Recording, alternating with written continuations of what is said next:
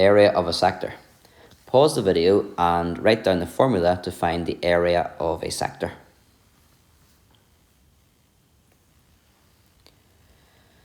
To find the area of a sector, we do theta divided by 360 multiplied by pi r squared.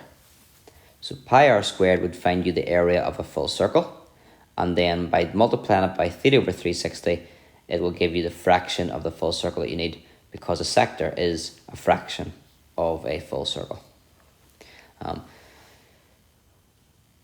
Just a wee thing to remember, the area of a circle is pi r squared, as I said, and you won't need it for this part, but circumference of a circle is pi d, or 2 pi r. Pause the video and have a go at example 3.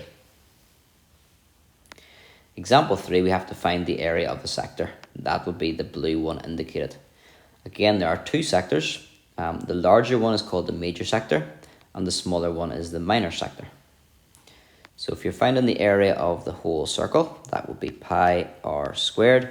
But if you only want a sector, you want theta divided by 360. You want a fraction of the full circle. In this example, we want 62 degrees out of 360.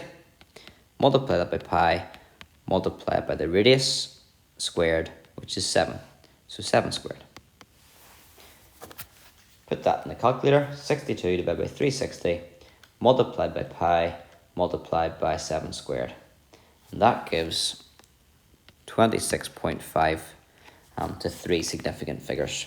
Always look to see in the question, in the textbook or in your exam, how they want it to be left. And if it doesn't say, you can indicate how you have rounded it.